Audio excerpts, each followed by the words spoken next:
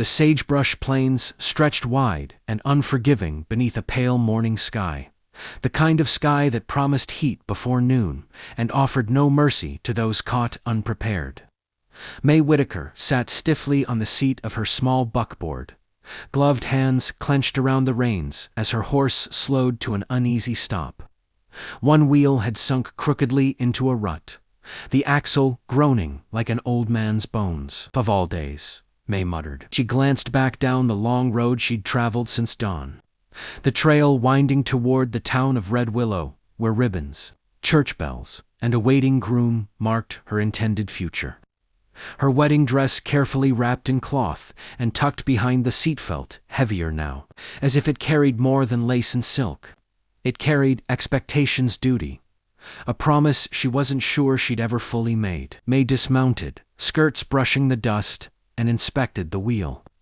The problem was plain enough. Cracked wood, split clean through. No amount of wishing would fix it. She let out a breath and pressed her hand to her forehead, fighting panic. She couldn't be late. Not today. Her father had arranged everything down to the last detail, and Thomas Harlan upright, dependable Thomas would be waiting at the altar. A distant hoofbeat broke the silence. Mae straightened, heart jumping as the sound grew nearer. From the rise ahead emerged a lone rider, horse moving easy and sure, dust curling around its legs. The man sat relaxed in the saddle, hat pulled low, sunburned face unreadable at this distance. He slowed when he spotted her, gaze sweeping from the broken buckboard to Mae's anxious expression. "Morning," he called, voice calm and rough-edged. "Looks like trouble found you." Mae hesitated only a moment before nodding. "I'm afraid so." The wheel cracked. "I'm on my way to Red Willow." The cowboy dismounted and approached, boots crunching on dry earth.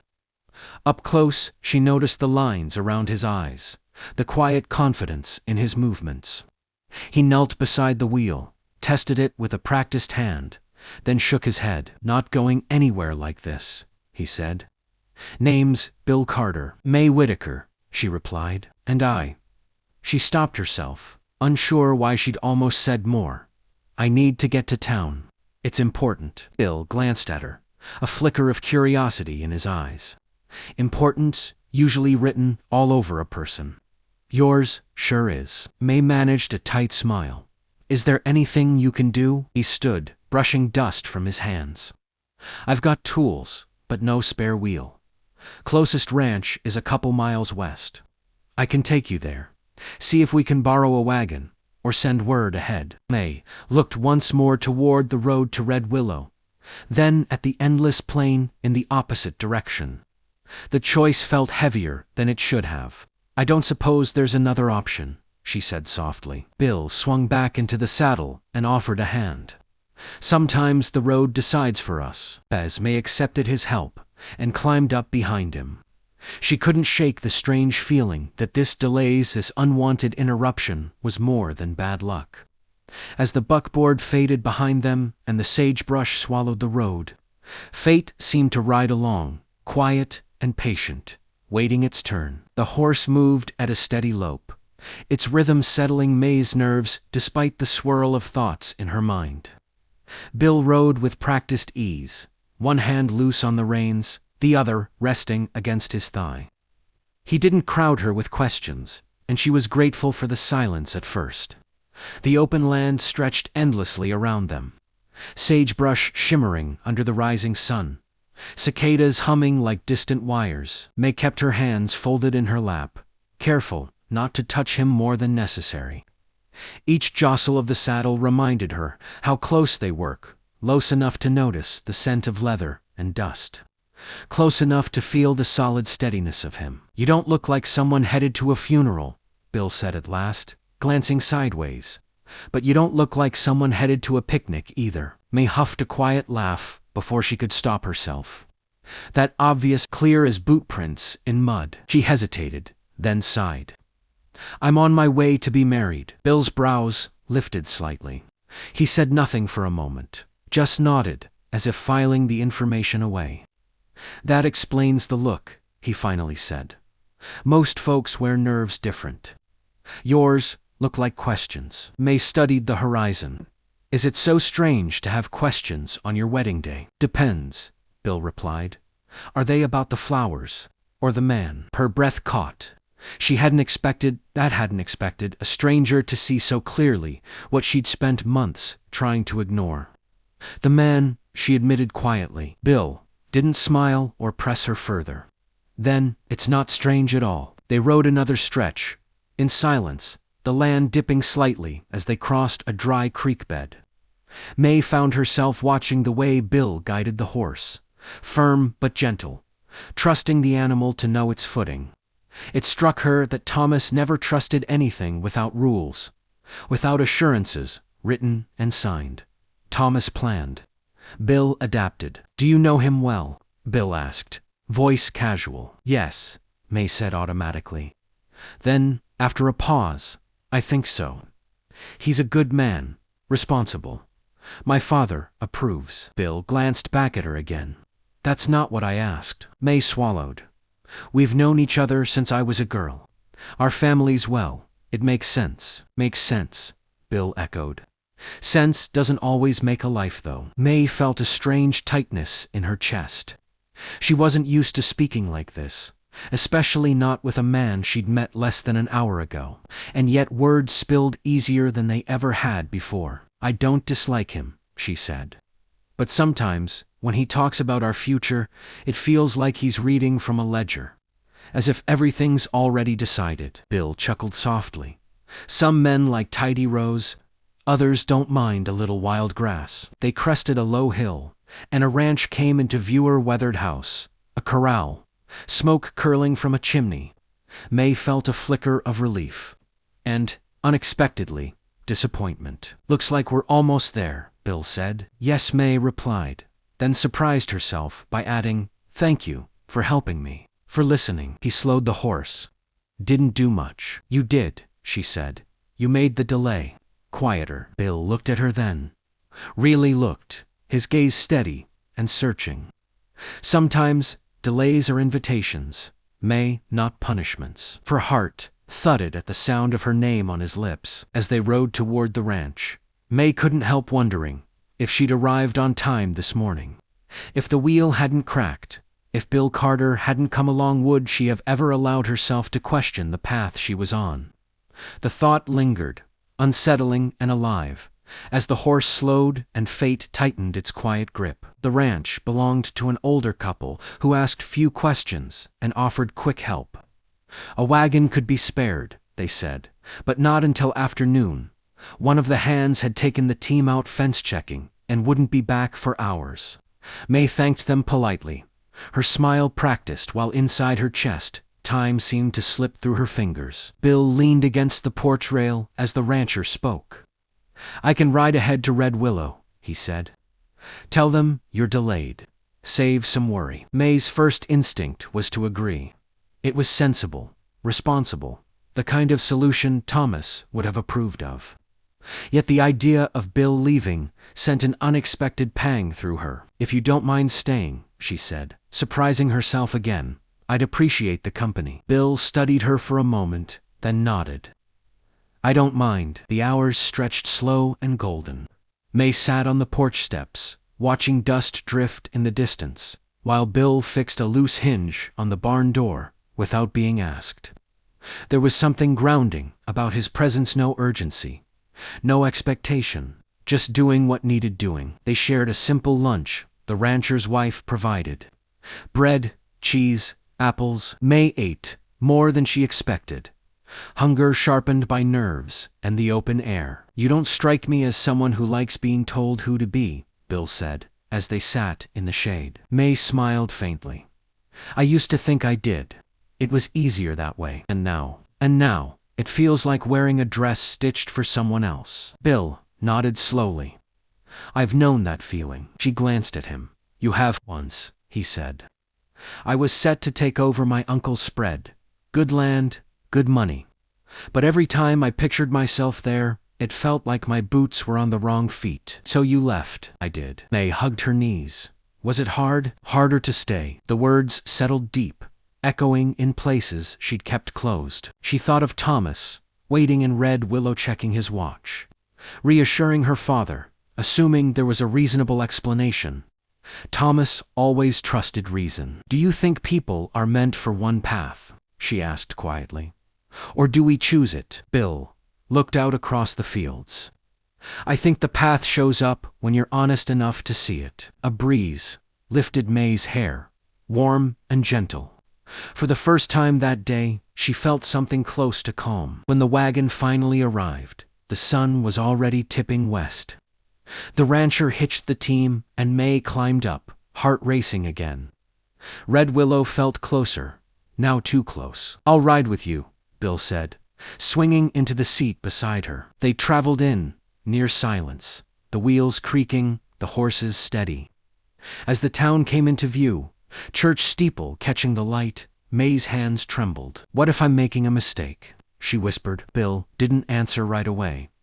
Then softly, "Which one?" Mae looked at him, eyes shining. The question held everything: fear, hope, truth she could no longer ignore. As the wagon rolled toward the edge of town, bells faintly ringing, Mae realized that the delay had done more than slow her arrival. It had stripped away the certainty she'd been wearing like armor. And standing beside Bill, with the choice finally hers to make, she knew the next step would change everything, no matter which direction she took. The town of Red Willow spread below the hill like a patchwork quilt of dusty streets and wooden rooftops. Church bells tolled in the distance, a reminder of the appointment Mae had been racing toward all morning. Yet, for the first time since sunrise, she felt unsure if racing was what she wanted. Bill guided the wagon down the main street, steering clear of pedestrians and wagons alike. Mae's gaze wandered to the familiar sights: the bakery with its flour-dusted windows, the smithy ringing hammers against iron, the square where ribbons had been strung for her wedding. But they felt strange, foreign somehow, as though she were seeing them through someone else's life. The closer they drew to the church, the more Mae's chest tightened. Her father would expect perfection.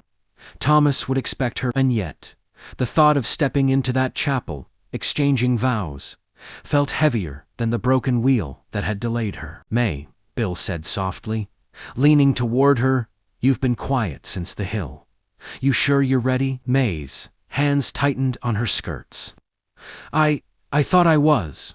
Her voice was small, almost lost in the hum of the town.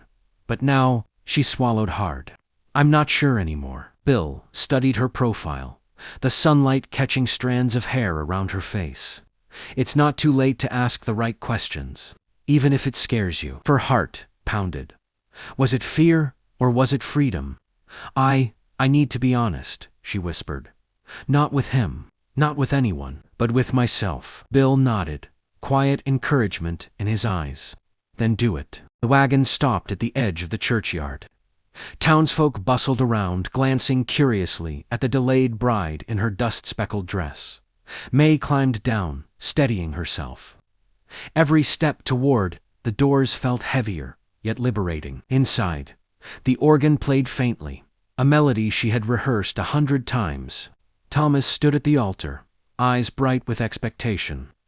He smiled when he saw her, a patient, hopeful smile. And in that moment, Mae saw clearly what she had been ignoring all along: the difference between comfort and desire, between obligation and truth. "I'm sorry," she said, her voice clear, cutting through the organ's soft prelude. "I can't do this." Thomas blinked, confusion and hurt crossing his features. "Mae, I need to know I'm making the choice for the right reasons," she said, stepping back. "I need to be true to myself." A hush settled in the church. The guests murmured, unsure what had become of their expectations.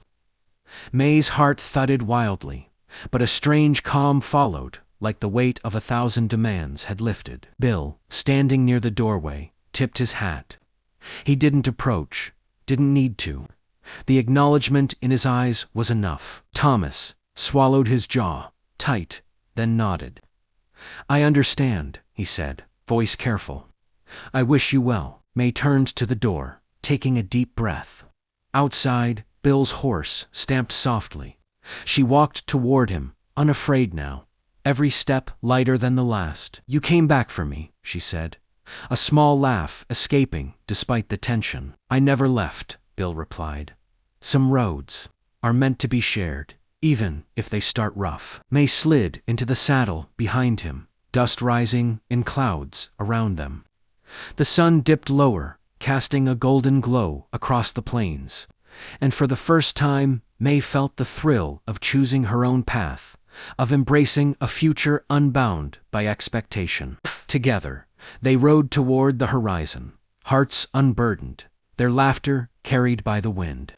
Red Willow disappeared behind them, the chapel fading into memory, but the promise of something real stretched endless ahead. It wasn't just the wheel that had broken. That date was certainty itself, and in its place, something new had taken root. The sagebrush whispered around them, a quiet witness to a love that had waited patiently for the right moment. The wind carried the scent of sage and distant pine as Mae and Bill rode across the open plains, the town of Red Willow a fading memory behind them. Mae's dress, now carefully folded on the saddle beside her, fluttered with each gust, but she no longer noticed the dust clinging to her boots or the sun warming her shoulders.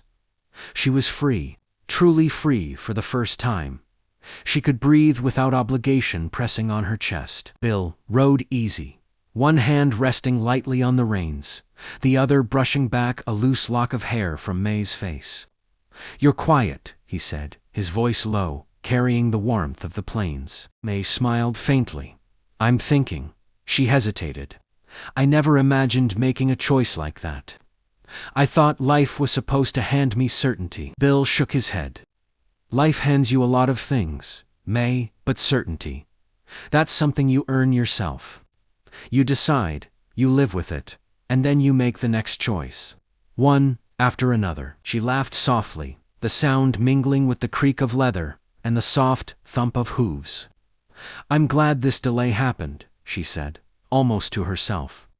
"If the wheel hadn't broken, I would have never seen clearly." Bill glanced at her, a small grin tugging at his sun-weathered features. "Sometimes the universe has its own timing." Mae reached for his hand, resting hers lightly on his. "I think maybe I've been waiting for someone who sees me," she admitted. "Really sees me." "And?" Bill asked, though he already knew the answer. Mae turned her head, meeting his gaze. "I think I've found him." They rode on, side by side, the sagebrush plains stretching endlessly before them. For the first time, Mae didn't feel the weight of expectation, the rigid line of a life planned by others. She felt the thrill of possibility, the joy of discovering that love didn't have to be dictated by duty, it could grow in the dust. In the quiet of delayed wheels, in the company of someone steady, kind, and real. By the time the sun dipped low behind distant mesas, painting the sky in pink and amber, they reached a small ridge overlooking a valley below. Mae climbed down, letting the horse graze, and took a deep breath of the cool evening air. Bill stood beside her, watching silently. "You ever think," Mae began, "that maybe all the wrong paths just lead you to the right one?" Bill chuckled. "I think that's how most good stories start." Mae laughed too, soft and free, the sound carrying over the plains. She felt her heart expand with every step, every word, every unspoken promise shared in the golden light. As twilight settled over the horizon, Mae knew one thing with certainty. The journey was just beginning, and this time she would walk or ride her own path. Bill tipped his hat, a mischievous glint in his eye. "Ready to see where the next road takes us?" Mae grinned, leaning into him. "Ready." And together, they rode into the fading light, the sagebrush swaying gently around them, carrying the echo of a story written by fate, courage, and a wheel that broke at exactly the right time. Don't forget to like, comment, and subscribe for more Western stories.